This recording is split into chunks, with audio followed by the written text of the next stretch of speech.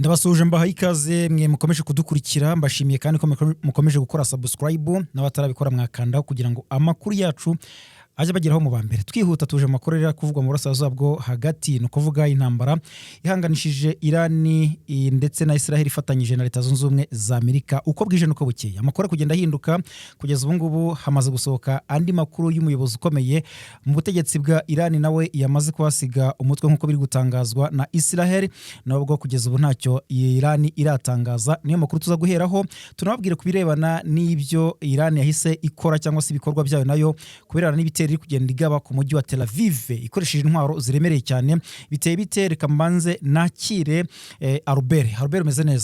meze neza cyane bwana Isaac. Yego turahera ku nkuru ivuga ko Irani ministri w'ubutasi bw'igihugu cya Irani yishwe mu gitero cya Israel nkuko bitangazwa na Israel ivuga ko yamaze kwica uyu ministri w'ubutasi bwa Irani Ismail Katibu ngo yishwe mu gitero cyabaye mu ijoro ryakeye. Iro bikaba bikurikiranye n'icwa ry'uwitwa Ali Larijani umuyobozi mukuru w'umutekano wa Irani ndetse kandi n'undi witwa n'undi muyobozi wa Basij umutwe wa Basij nawe rero akaba yamaze kwicwa ku munsi w'ejo. Byose rero bikaba bibaye mu masaha atarenze 28. Turaza guhera kuri iyi ngingo tudatinze bwana Albert nubwo tuza kuvuga no ku bindi bitandukanye byerekeranye n'intambara. Reka duhere ahangaha. Ibi bisobanuye iki? Mbere na mbere abayobozi bakomeye batatu mu masaha 28 tubyongere ku bandi bamaze iminsi bicwa ku ruhande rwa Irani. Ejo twavugaga yuko abari kwicwa higanjemo nabo mu nzego z'umutekano. Twavuga ko bisobanuye iki kubirana n'intambara ikomeje guhanganisha Irani ndetse na Amerika ifatanyije na Israel. Urakoze cyane rero bwana Isaac, ndagira ngo nkubwire ibi bintu kandi ubyumve neza witonze. Impfu z'abantu bagera kuri batatu bakomeye cyane yaba ari umuyobozi mukuru w'igisirikare cya Irani wapfuye sibyo ni wari uyoboye ingabo, hagakurikiraho ministri w'ingabo w'igihugu cya Irani nawe yarapfuye. Harangiza uyu munsi wa none twa mu rukerera ni mu ijoro ry'ejo hakaba hapfuye na none uriya muyobozi mukuru ministri w'ubutasi w'igihugu cya Irani. Abo bantu bose urumva yuko bahuriye ku ijambo abayobozi, abaministri, abayobozi bakuru b'ingabo. Uri kubyumva? Ndagira ngo unabihuze neza no ku munsi w'ejo ubwo ministri w'intebe bwana Benjamin Netanyahu yari yicaye ari kumwe n'iki? Yari yicaye ari kumwe n'abaministri b'ingabo, ari kumwe n'umuyobozi mukuru cyangwa se uhagarariye ubutasi bw'igihugu cya Israel, uri kubyumva, Mossad, ari kumwe n'abayobozi bakuru b'ingabo zirwanira mu kirere. Icyo kintu kukwereka ni abakuru bivuze ngo abakuru nibo bategura buri kintu cyose kibaho kugira ngo igihugu kiraninge. Rero bwana Isaac, nsubiye inyuma gatoya, Leta Zunze Ubumwe za Amerika n'igihugu cya Israel bari bateye kino gihugu cya Irani bagamije kugira ngo bakinanize, baburizemo imigambi yabo yari yose ndetse banagisubiza inyuma cyane kugira ngo nizo kitakomeza guhirahira kibona imbaraga ndetse no kubona uburyo cyakomeza gufasha imitwe bita yuko ari imitwe y'iterabwoba iri hariya muri Middle East. Ku bintu bya mbere rero twe twabivuze, tageti ya mbere yabo kwari ukurasa abayobozi icyarimwe mu kivungi, abayobozi bagakuraho ubuyobozi bwa Irani. Barabikoze. Bakimara kubikora, tageti yabo ya kabiri yari yo kurimbura ahantu hose hari ubukungu bwa Irani, cyane cyane bibanda ku kijyanye n'ingufu za gisirikare. Ni ukuvuga ngo barasha ahantu hariho hose hakekwa yuko hatunganyirizwa force nucléaire, bagamije kugira ngo bace Irani intege kugira ngo itazakora uburyo yazagera ku gisasu kirimbuzi. Ibyo ngibyo barabikoze. Ubwa kabiri barasha ahantu hose hari ububiko bw'intwaro. Bamaze kuharasa hose baharangije, ikintu bakurikijeho bagerageje kurasa ku mabaze ya gisirikare cy'igihugu cya Irani. Bangije ingabo zirwanira mu kirere ku buryo bukomeye cyane, bangije ku ngabo zirwanira mu mazi ku buryo bukomeye cyane, ndetse banangiza ingabo zirwanira ku butaka zose aho hose barahangiza. Bivuze ngo rero fezi bagezeho uyu munsi wa none ari iri no gutera urujijo rukomeye cyane. Ari niyo mpamvu babonye Leta Zunze Ubumwe za Amerika zisubije amato yazi inyuma, baravuga ngo yarashwe. Ni breakaway bari bakoze gufata nk'iriya battleship nini cyane igwaho indege zirenga 50 igatwara abasirikari b'abanyamerika bagera kuri 500 icyarimwe ubwato nka buriya bakakora break kugira ngo busubize inyuma bakure mu ntambara maze abantu bakavuga ngo dore ngo baburashe ngo bwangiritse cyane busubirayo sibyo ubu ngubu rero hahise haboneka akantu kameze nk'agahenge leta zunze za Amerika zisa nkaho zitanze umutekano abantu barahumeka kumbi hari gutegurwa ikindi gico gikomeye cyane ni ukuvuga ngo stage igezeho ubu ngubu igihugu cya Israel kigiye gukora kinakorera igihugu cya Iran bya bindi bakoreye abayobozi bakuru ba Hamas. Yego hanyuma ari ikintu abantu bari kwibaza bavuga bati se abayobozi bose bakomeje kugenda bicwa duhereye no kuri abangaba bapfuye mu masaha makeya yaba Larijani yaba uwitwa Goromoriza wo mu mutwe wa Basij yaba ndetse n'uyu ministri Katibu ministri w'ubutasi bose bishwe byongera ku bandi waruvuze byaba biri guterwa n'ubutasi buri hasi bwa Iran cyangwa se n'imbaraga z'uruhande bahanganye. Ntago ari ubutasi bufite ingufu nkeya wenda se za Iran kubera yuko twamaze kuvuga yuko basenye ikoranabuhanga ryose rya Iran bangije ubiko bwari bwo bwose bafashe amaradari ya Iran baraya neutraliza abazeru nta kintu abasha kudetectinga mu kirere bivuze ngo igihugu cya Israel na Leta Zunze za Amerika ubikugeza uyu munsi none bari gukontrola ikirere cyose cya Iran bivuze ngo bakwiye ingamba z'ubwirinzi zarizo zose za Iran bivuze ngo rero Israel iri gukoresha ikoranabuhanga ryayo riremereye cyane ndetse amakuru bari kuyakura ku ubutasi nimvuga ubutasi ntago ari Mossad yagenga igera ngo muri Iran ngo yicayeyo ahubwo Mossad iri gukoresha satellite ibyogajuru ndetse n'irindi koranabuhanga ryo ryose kugira ngo babashe gutrackinga buri muntu wese mukuru nimvuga mukuru barashaka kwica buri muntu wese ufite ubwenge ufite n'ubushobozi n'ubunararibonye bwo kuba nibuze hari akantu gato cyane k'impinduka yakora ku gihugu cya Iran. Niba wabibonye uyu mugabo bamaze kwica ubu ngubu wari ministri w'ubutasi bwa Iran uyu mugabo yarakomeye cyane pe yari umwizerwa ukomeye kuko yariye manda zose kuri manda y'imyaka 36 ari Khamenei yamaze ku buyobozi. Uyu mugabo yari umwizerwa kuri we cyane kubera yuko ajya ahora atorwa aba ministri abiki yabaye n'umuyobozi mukuru cyane mu ngabo za Islamic Revolution Guard urumva za Iran. So bivuze ngo rero uyu nguyu ni nawe Leta Zunze za Amerika n'igihugu cya Israel bakekaga yuko azasimbura uriya Sulaiman kubera umubano bari bafite kandi yari umuhanga cyane baramwisharagiye. Yego bicana bari abandi baragiye bivuze ngo buri muntu wese ufite ubwenge ufite imbaraga ufite DNA za Iran wese ari on track aratrackinze niyo mpamvu ubu ngubu Iran abantu bose yabahishe mu myobo ariko ubashije kugera ahagaragara ubashije kuvugira kuri mikoro ubashije kubonwa n'isi aho kanya itayicwa na Isaac. Rero ntago ari imbaraga nkeya za Iran ahubwo Iran barayinize bayinigishije ikoranabuhanga ku buryo natwe ubwacu tutabireba kuko urajya kubona ukabona abantu ngo urabona Iran ifite ingufu Iran ifite agatuza ifite intwaro ngo n'abaperesi ngo ntibakorwaho ngo Leta Zunze za Amerika ngo imbaraga zabo ziri kugabanuka ngo ziri gusuzugurwa. Perezida w'igihugu cya Israel nakwita ubu ngubu ya Israel igira perezida ariko navuga uri kuvuga ubu ngubu ukomeye cyane ministri w'intebe we ubwe yaratangaje uyu munsi yavuze ko nta muntu n'umwe bakeneye gusaba uburenganzira nta tegeko na rimwe bagomba kubahiriza mu guhitamo bagomba kurasa muri Iran cyangwa kureka niko yavuze. Yavuze uti nta muntu n'umwe ugomba kutwitambika turarasa uwo dushaka kandi ntawe tubisabira uburenganzira. Niba bavuga yuko Leta Zunze za Amerika na Israel ubukana bwabo imbaraga zabo zatakaye kuki nta muntu uri kwitambika hamaze gupfa abantu barenga hafi Leta Zunze za Amerika zavugaga yuko bano basirikare bari kugenda bapfa bisha abantu bagera ku 52,000. Yego kuki muri aba bantu bose bamaze gupfa Leta Zunze za Amerika na Israel bari kwica b'ubuyobozi bari kuvogera igihugu cy'abandi kuki ntawe uri kuvuga? Ni kigaragaza imbaraga z'ibi bihugu byombi baragiye batsikamira igihugu cya Iran. Ni nko gufata ikamyo uri kumva ikamyo za kamyo ziterura zandi ziterura ibintu by'imizigo bakaza bakegeza nko ku bantu urumva ku mitwe yabo bagapyinagaza ariko ntibahuze ariko bagabapyinyura bakabamanura bakabyegereza hasi ku buryo batabasha kwinyagambura. niko ubu ngubu igihugu cya Iran kimeze ndetse n'igihugu cya Israel barangiza noneho bakarekura abana ba Iran ni nko kugukinagaza bakagubyigira hasi bakarekura abana bawe batoya kubera yuko n'ubundi abo bana bo ahantu size y'ikamyo yakugejeje abana bo baracyari bagufi babasha kugenda noneho abana bawe no bashaka kujya gufata utubuye bakajya baza gukubita kuri ya kamyo nukuvuga ngo niko kuri Iran bimeze uyu munsi wa none abana ba Iran ingabo abandi bantu nibo bari kugaragara bari kurasa bimwe mu bikorwa bya Israel ndetse na Leta Zunze za Amerika ariko bakuru muri ibyo bintu barapyinagaye baraziritse kuki ibindi bihugu rero bitagiri kugira nyine icyo bivugaho cyangwa se nuko impamvu wenda Amerika na Israel bari kwica abayobozi zirumvikana impamvu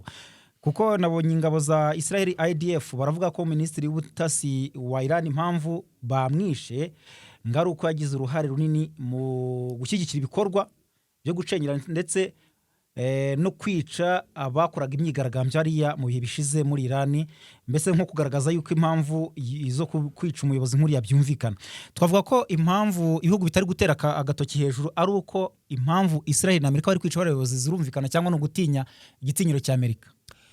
ku ruhande rwa mbere buriya ni yes impamvu babica zirumvikana ariko kubuye buryo kugira ngo atagira abantu banyikoma cyangwa bumva ko ndi kuvuga mbogami Leta Zunze za Amerika ni igihugu giteye ubwoba cyangwa se kigira ubugome bwinshi cyane bw'indengakamere kubera yuko kugira ngo Leta Zunze za Amerika zikwice cyangwa se zikugabaho igitero cyangwa ziguhemukire ziba zarabanje kurema ibyaha byose bakazakwambika uruhu rwa bya kuburyo buri muntu wese akubonamo nk'ikibi bafashe igihugu cya Iran bagihana guhera muri 2018 kugeza ubu ngubu bari mu bihano bivuze ngo kiriya gihugu cyaranzwe n'ubukene bukomeye cyane kirangwa no gutakaza agaciro k'amafaranga yabo hafi 95% ifaranga rya Iran ryaraguye uri kubyumva imibereho y'abaturage bikomoka ku biribwa ntabyo bivuze ngo rero ibyo byose barabikoze kugira ngo abaturage b'igihugu cya Iran bigaragambye banga ubuyobozi ati nta kintu muri gukora kandi ubuyobozi bwarabaniwe igihugu nka kira gifite petroli nyinshi ariko kigasuzugurwa abaturage bagakena bivuze ngo ibyo ngibyo rubanda rwarigaragambije rumaze kwigaragambya bari abayobozi bishwe ubu ngubu uri kubona nk'uyu nguyu wapfuye uherutse gupfa uyu minisitiri w'ubutasi icyo gihe yari ashinzwe yari afite inshingano zo guhosha imyigaragambyo imbere mu gihugu nizo nshingano yari afite sibyo rero icyo gihe yagerageje mu guhosha imyigaragambyo bashaka kuba barakoresheje ingufu za gisirikari harimo kubarasa imyuka iryana mu maso hari gufunga abantu bateje iyo myigaragambyo ndetse n'ibindi bitandukanye ariko icyo gihe Leta Zunze za Amerika ziba zibonye impamvu kuko baba barashaka barakibona uyu muntu yisha abantu kubera ko bari kwigaragambiriza amahoro bakabirikodinga ahantu kubera ko n'umwaka ushize mu kwa mbere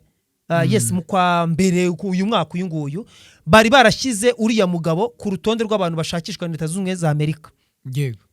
bivuze ngo rero Leta Zunze za Amerika zirabivuga ati uyu nguyu ashyigikiye iterabwoba dore yagize uruhare mu ipfa ry'abantu 30 byaguye muri Iran igihe iki napfe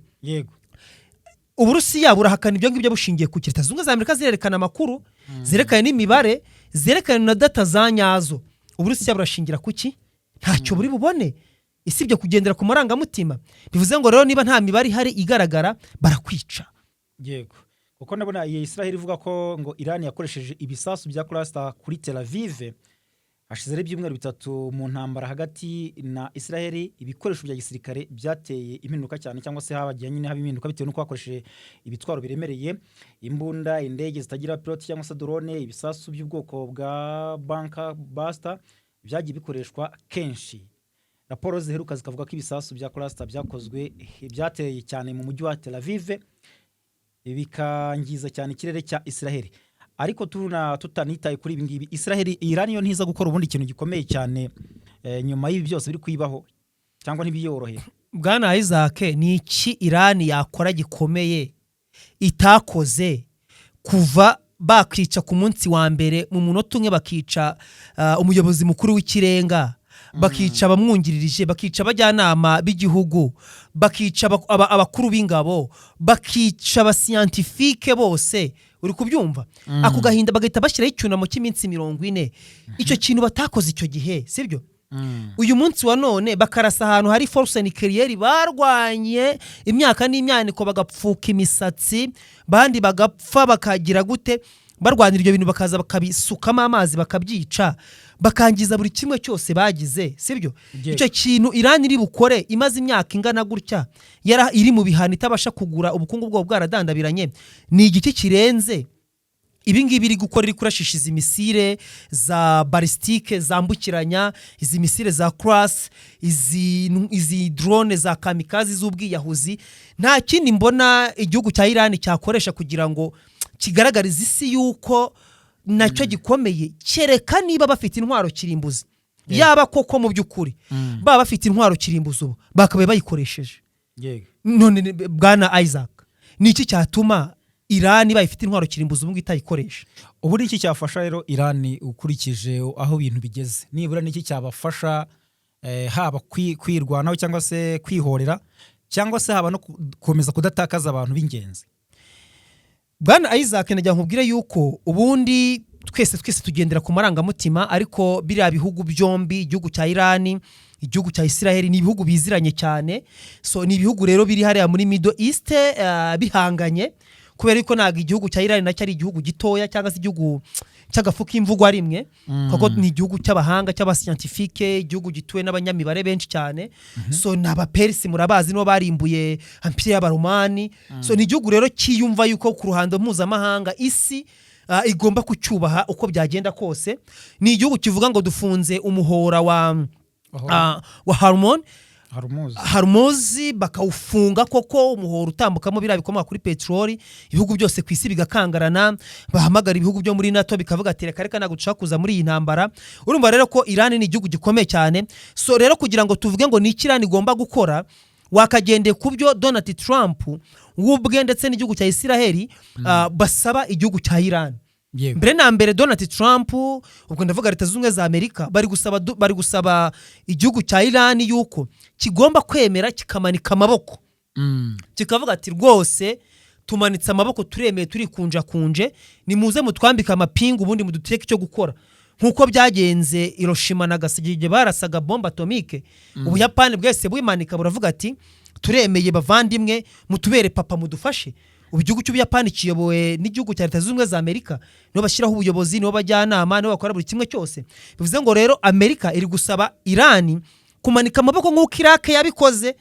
kuko n'ubundi baramaze gutamuka gozi Saddam Hussein ndetse igihugu cyabo baragisenya ubu Iraq ivugira mu kwaha ihumekera mu kwaha kwa Amerika so ikindi rero ukareba ku rundi ruhande igihugu cya Israel cyo ntago kivuga nk'ibyo ngibyo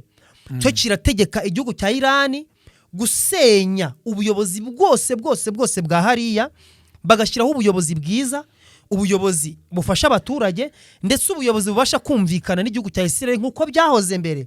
kwa ko arabyumvishe mu magambo Benjamin Netanyahu yagejeje ku baturage ba Iran yabwiye ati baturage beza binzira karengane turabakunda turabifuriza umwaka mwiza turabifuza kwizihiza ibirori byanyu byiza bisoza umwaka tubari iruhande gusa turimo turabafasha kurimbura ikibi abagome babarimo ibaze kubwira umuturage ngo turi kubafasha kurimbura ikibi urimbura ministiri uri kumwicira umuyobozi ati rero ati mwishime nimumara kwishima murya munezerwe ati naka tubifurije byiza ariko tubari hejuru turi kubareba turi hejuru yanyu ngira ngo wabyumvishe niko bavuze bivuze ngo turi kumwe namwe ntimwirare uwibeshya akajya mu murongo utari we turamuhitana bivuze ngo rero Israel yiri gusaba Iran ko ubuyobozi bwose bwajyaho bugomba kujyaho bushikiye abaturage ndetse bunumvikana n'igihugu cya Israel bivuze yuko uyu munsi wa none inama twagira cyangwa se nkanjye ubwanjye ku gihugu cya Iran nuko bashakisha igishoboka cyose bakajya ku meza y'ibiganiro bakagira ibyo bereka amahanga byumvikana ingingo bakazishyira ku meza bakavuga uti mwatwiciye ubuyobozi mwatwiciye buri kimwe cyose mwaraduhombeje ku rwego rwo hejuru cyane ariko ibyo turabyihanganira hari icyo tubasaba turifuza yuko mwava hano mukatuvira ku gihugu turifuza yuko mwaturekurira ikirere cyacu mwangije